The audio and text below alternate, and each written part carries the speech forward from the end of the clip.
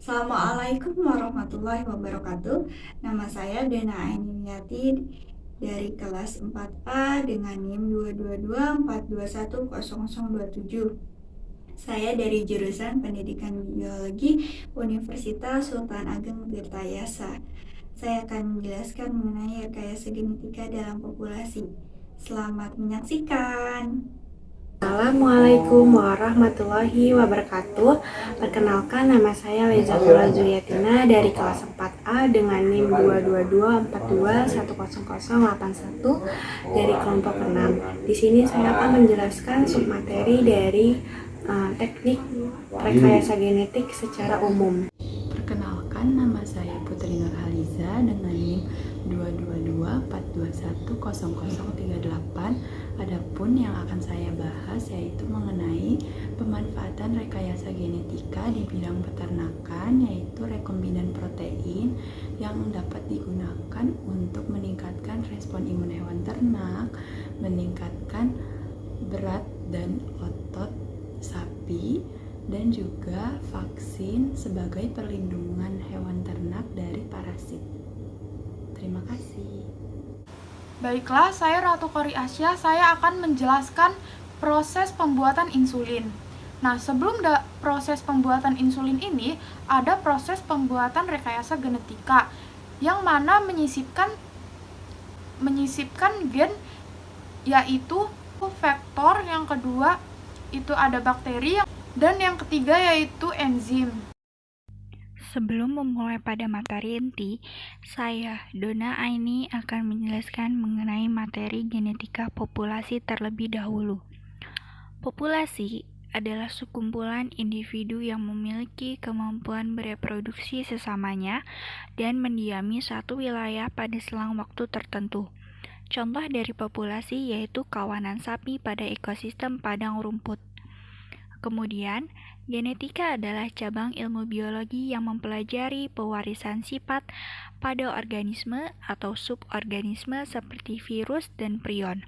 Secara singkat, ilmu tentang gen dan segala aspeknya. Bidang kajian genetika ini sangat luas, meliputi molekular hingga populasi. Lalu, genetika populasi adalah cabang ilmu genetika yang membahas transmisi perubahan genetik pada ranah populasi. Ilmu ini merupakan implikasi dari hukum pewarisan Mendel yang diterapkan pada sekumpulan individu sejenis di suatu tempat, dan juga menjelaskan implikasi yang terjadi terhadap bahan genetik akibat perkawinan yang terjadi di dalam satu atau lebih populasi. Genetika populasi didasarkan pada hukum Hardy-Weinberg.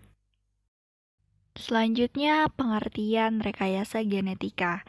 Rekayasa genetika adalah transplantasi satu gen ke gen lainnya, baik antara gen dan lintas gen, untuk menghasilkan produk yang berguna bagi makhluk hidup, atau teknik memindahkan gen yang dikehendaki untuk mengembangkan dan memperbaiki sifat tanaman, hewan, dan makhluk hidup lain. Pada awalnya, rekayasa genetika ini hanya dilakukan pada tanaman untuk memecahkan kekurangan pangan penduduk dunia. Dan dalam pengembangannya, saat ini rekayasa genetika ini tidak hanya berlaku untuk tanaman dan hewan yang serupa saja, tetapi telah berevolusi pada manusia dan lintas jenis. Kemudian, prinsip dasar teknologi rekayasa genetika yaitu memanipulasi perubahan 4 komposisi asam nukleat DNA atau menyelipkan gen baru ke dalam struktur DNA makhluk hidup penerimanya. Selanjutnya mengenai sejarah rekayasa genetika. Rekayasa genetika merupakan salah satu bentuk bioteknologi modern. Sejarah rekayasa genetika dimulai pada tahun 1970-an yang berasal dari DNA rekombinan pertama yang diproduksi. Sejumlah tim besar teknik mengerjakan proyek ini, namun hanya 2 peneliti, yaitu Bayer dan Cohen yang berhasil. Pada tahun 1970-an awal, kedua ahli genetika ini merekayasa sebuah bakteri. Boyer menggunakan penelitian sebelumnya mengenai enzim retriksi. Nah, enzim retriksi adalah protein yang memfasilitasi pemisahan atau penyambungan fragmen DNA satu sama lain. Sedangkan kohen yang mempelajari mengenai plasmid. Plasmid adalah bagian replikasi sel yang memproduksi bagian fungsi DNA sel. Mereka menggabungkan pengetahuan umum tentang DNA dan reproduksi seluler untuk menghasilkan DNA rekombinan pertama. Rekayasa genetika juga membawa manfaat di kehidupan sehari-hari. Di bidang kesehatan untuk pembuatan insulin, di bidang pertanian ada rekombinan DNA, dan di bidang peternakan itu digunakan untuk pembuatan vaksin ternak. Untuk proses pembuatan insulin, cara-caranya yang pertama pengisolasian vektor. Yang kedua, penyelipan DNA insulin ke dalam vektor. Yang ketiga, pemasukan plasmid rekombinan ke dalam sel E. coli. Yang keempat, pengklonan sel yang mengandung plasmid rekombinan. Yang kelima, identifikasi klon sel yang membawa gen insulin. Dan yang keenam, pemproduksian dalam skala besar. Pembuatan insulin ini juga memiliki manfaat dan fungsinya, yaitu untuk membantu pembakaran dan penyerapan glukosa oleh sel badan, mengimbangi paras glukosa di dalam darah, membantu sel penyimpanan tenaga dalam bentuk glukosa di dalam hati, dan membantu proses penyimpanan glukosa berlebihan dalam bentuk lemak di dalam hati. Baik, selanjutnya di sini saya Leza akan melanjutkan teknik rekayasa genetik secara umum. Pada umumnya, teknik ini ada 4. Yang pertama di sini rekombinasi DNA, yang dimana teknik ini melibatkan dengan menggabungkan materi genetik dari 2 atau lebih sumber yang berbeda atau melakukan perubahan secara terarah pada suatu materi genetik tertentu. Karena materi genetik melakukan rekombinasi secara konstan. Nah, salah satu dari contoh rekombinasi DNA ini ialah pembuatan insulin yang nantinya akan dibahas lebih dalam lagi di slide selanjutnya. Yang kedua, ada modifikasi genetik.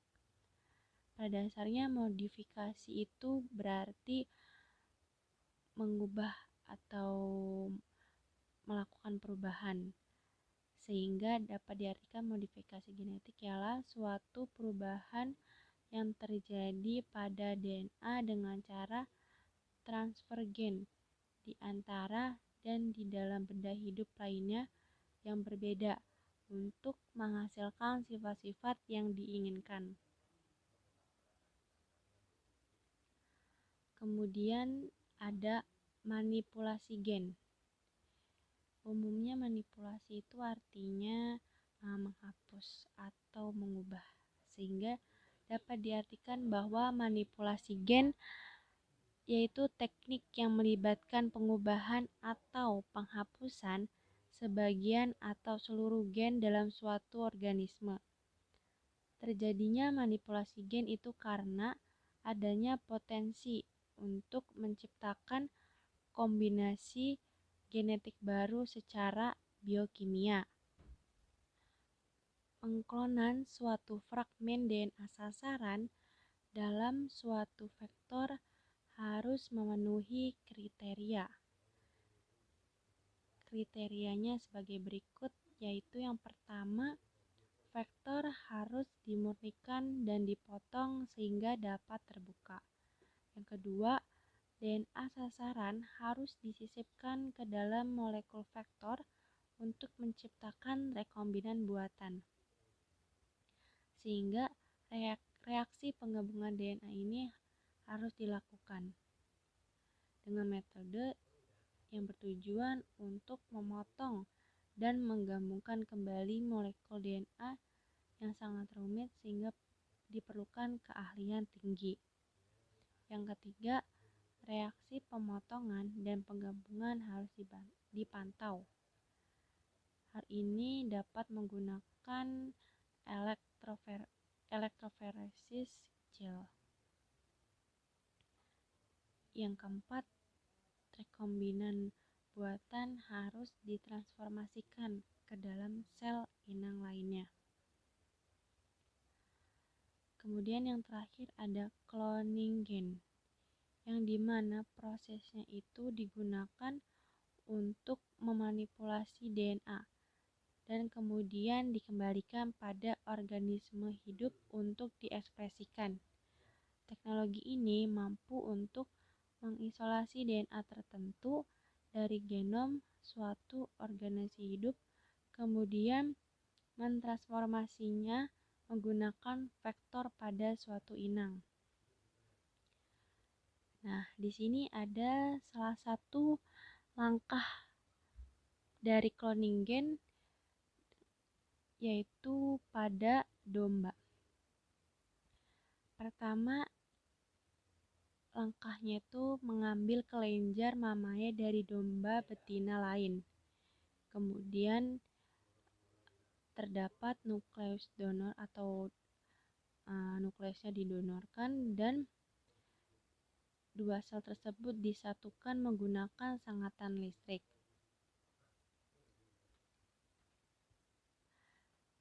Yang sebelumnya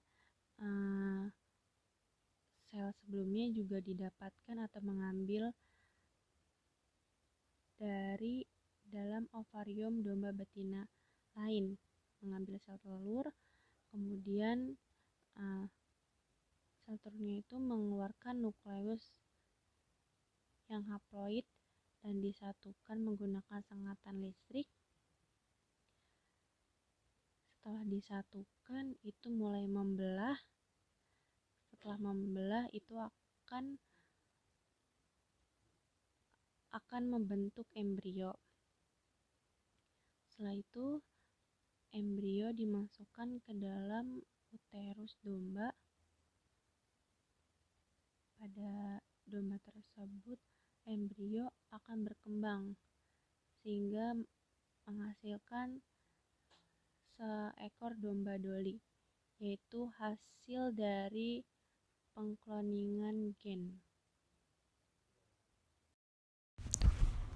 Pada proses rekayasa genetika, pada proses penyisipan gen diperlukan 3 faktor utama, yaitu vektor, yang mana pembawa gen asing yang akan disisipkan biasanya berupa plasmid, yaitu lingkaran kecil AND yang terdapat pada bakteri. Nah, yang kedua yaitu bakteri, berperan dalam memperbanyak plasmid, yang mana plasmid di dalam tubuh bakteri akan mengalami replikasi atau memperbanyak diri. Nah, yang ketiga yaitu ada enzim. Enzim berperan untuk memotong dan menyambung plasmid. Enzim ini disebut enzim endonuklease retriksi. Enzim endonuklease retriksi yaitu enzim endonuklease yang dapat memotong ADN pada posisi dengan urutan basa nitrogen tertentu.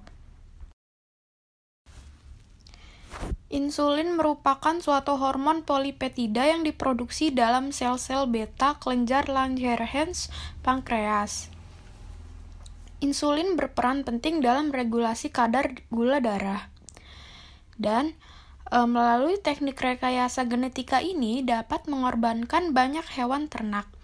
Insulin ini diperoleh dengan mencangkokkan gen atau transplantasi gen yang mengkode insulin ke dalam plasmid bakteri. Bakteri dengan gen gabungan ini dibiarkan untuk membiakan dirinya, dan bakteri yang dibiakan tersebut dapat memproduksi insulin. Nah, hormon insulin adalah hormon yang berfungsi menurunkan kadar gula dalam darah.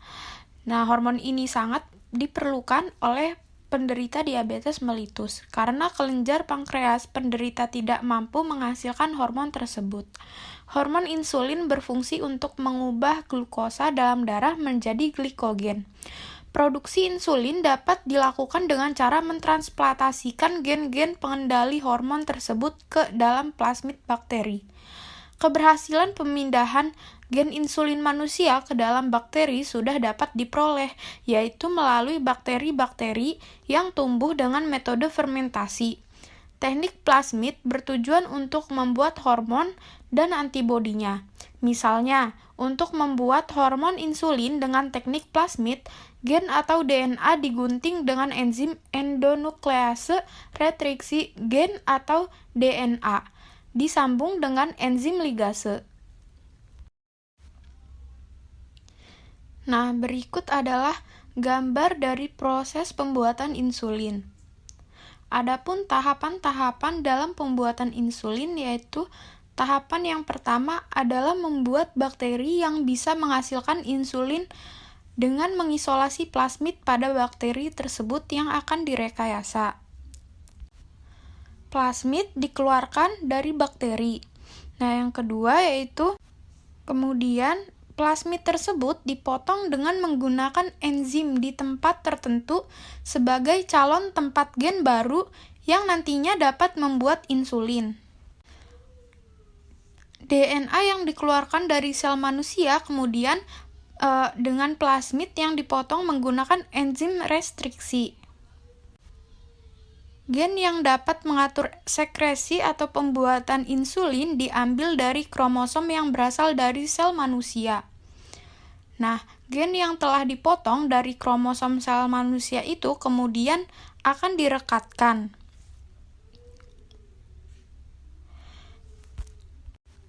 Dengan menggabungkan keduanya karena sama-sama dari basa komplementer secara otomatis terikat karena ujungnya yang lengket. Lalu, penambahan enzim ligase untuk menyambungkan dan menyegel gula fosfat pada plasmid dan gen. Nah, plasmid yang sudah disisipi gen manusia itu kemudian dimasukkan kembali ke dalam bakteri. Jadilah DNA rekombinan gen insulin manusia. Kemudian, tempelkan plasmid rekombinan ke sel bakteri atau yang disebut transformasi, lalu dibiarkan sel bakteri bereproduksi dan mereproduksi insulin manusia. Lalu akan mengeluarkan insulin dalam bakteri dan mengisolasi protein. Bakteri yang telah mengandung gen manusia itu selanjutnya berkembang biak dan menghasilkan insulin yang dibutuhkan seperti penderita penyakit diabetes. Insulin memiliki bervariasi dari satu organisme ke organisme lainnya. Namun, hal ini tidak membedakan aktivitasnya. Pada mulanya, sumber insulin untuk penggunaan klinis pada manusia diperoleh dari pankreas sapi atau babi. Namun, insulin yang diperoleh dari sumber-sumber tersebut efektif bagi manusia. Mereka identik dengan insulin manusia. Insulin pada manusia, babi, dan sapi mempunyai perbedaan dalam susunan asam aminonya, tapi aktivitasnya tetap sama.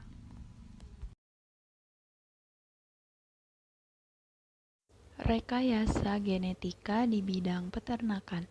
Teknologi rekombinan DNA telah meningkatkan studi, karakterisasi, dan komersialisasi protein rekombinan untuk meningkatkan proses agroindustri. Hewan ruminansia seperti sapi perah, sapi potong, domba, dan kambing adalah kelompok herbivora yang mengkonsumsi tanaman dan produk non-makanan sebagai sumber karbon dan energi. Seperti yang kita ketahui bahwa hewan ruminansia ini manfaatnya sangat banyak dan berkaitan di kehidupan manusia, seperti sebagai bahan pangan, daging, dan susunya memiliki kandungan gizi yang tinggi sehingga baik untuk kesehatan, dan juga hewan ruminansia ini sebagai sumber pendapatan. Selanjutnya terdapat gambar ini bersumber dari penelitian Pech Carvantes et al. Pada tahun 2020. Gambar ini mengenai ringkasan dari teknologi rekombinan pada hewan ruminansia, di mana pada gambar paling atas itu menjelaskan tentang proses pembuatan rekombinan yang diawali dengan expression vector atau vektor ekspresi yang merupakan plasmid atau virus yang digunakan untuk mengekspresikan gen pada suatu sel. Selanjutnya itu ada proses transformasi atau transveksi, lalu proses seleksi dan ekspansi klon, lalu ada pemurnian protein rekombinan. Selanjutnya, protein rekombinan ini dapat digunakan untuk vaksin, penambahan pada pakan hewan berupa enzim, dan juga meningkatkan sistem imun dan kesehatan hewan, dan juga dapat meningkatkan produk hewan seperti daging dan susu. Selanjutnya, ada tabel yang berisi informasi terkait peranan protein rekombinan pada hewan ruminansia. Yang pertama itu ada produk hormon. Protein itu berasal dari bovine somatotropin, namanya itu rekombinan bovine somatotropin atau RBST. Efeknya itu peningkatan pakan dan produksi. Sistem ekspresinya berasal dari E. coli K12 dan BL21. Gennya itu bovine genom, penggunaannya itu satu atau lebih injeksi, dan menghasilkan peningkatan produksi susu, produksi penambahan berat badan di sapi perah dan sapi potong. Selanjutnya ada produksi tokin, proteinnya itu dari interleukin 8, namanya itu rekombinan interleukin 8 atau RBIL8. Efeknya itu memperbaiki respon imun ternak. Sistem ekspresi berasal dari E. coli BL21, gennya itu bovine interleukin 8 gen atau bovine IL8 gen. Penggunaannya intravaginal, menghasilkan rekombinan RBIL8, memperbaiki respon imun dan produksi susu pada sapi perah. Produk yang selanjutnya itu produk hormon, proteinnya growth hormone, namanya itu SBV, efeknya itu peningkatan pengendapan otot, sistem ekspresinya berasal dari E. coli BL21, gennya bovine genom, penggunaannya itu injeksi tunggal, dan hasilnya itu dapat meningkatkan berat sapi perah dan ukuran otot pada daging sapi ternak. Selanjutnya, produk hormon yaitu protein follicle stimulatory, namanya itu ROFSH. Efeknya itu aktivitas superovulasi. Sistem ekspresinya berasal dari Pichia pastoris, gennya dari bovine genom, penggunaannya itu injeksi tunggal, dan hasilnya itu dapat meningkatkan reproduksi pada sapi ternak dan domba. Produk yang selanjutnya itu ada produk berupa transport protein. Proteinnya itu pelepasan faktor, namanya itu BGRF. Efeknya itu mengirim sistem protein pada ruminansia. Sistem ekspresinya berasal dari bovine leukemia virus, gennya bovine genom. Penggunaannya itu secara transveksi, menghasilkan virus menginfeksi sel sapi dan melepaskan BGRF. Produk yang selanjutnya itu berupa sitokin, proteinnya itu tumor necrosis factor, namanya itu rekombinan TNF. Efeknya itu peningkatan energi metabolisme dan respon imun. Sistem ekspresinya berasal dari B. brevis, gennya bovine genom, penggunaannya secara injeksi tunggal. Hasilnya itu dapat mengurangi insulin resistan, meningkatkan status imun sapi betina. Produk yang selanjutnya yaitu sel imun, proteinnya itu amyloid A3, namanya itu MSAA3. Efeknya ini merangsang imun dan mencegah infeksi pada kambing. Sistem ekspresinya berasal dari E. coli BL21, gennya gen kambing jantan, penggunaannya itu inkubasi di sel susu. Hasilnya itu rekombinan MSAA3 mengurangi jumlah bakteri patogen. Produk yang selanjutnya berupa vaksin, proteinnya itu antigen, namanya itu VREC. Efeknya itu vaksin rekombinan melawan botulisme, salah satu penyakit yang mematikan. Sistem ekspresinya itu berasal dari E. coli BL21, gennya itu HCBONT, penggunaannya itu secara imunisasi. Hasilnya itu dapat memberikan perlindungan selama kurang dari 180 hari pada kerbau. Produk selanjutnya itu vaksin, proteinnya antigen, namanya itu HCG-APDH. Efeknya itu protein yang melawan parasit H. contortus. Sistem ekspresinya berasal dari E. coli BL21 atau B. subtilis. Gennya itu COTB. Penggunaannya itu secara injeksi tunggal dan hasilnya itu dapat menghasilkan perlindungan terhadap parasit H. contortus pada domba. Informasi yang berada di tabel ini bersumber dari penelitian Pech Carvantes et al. Pada tahun 2020.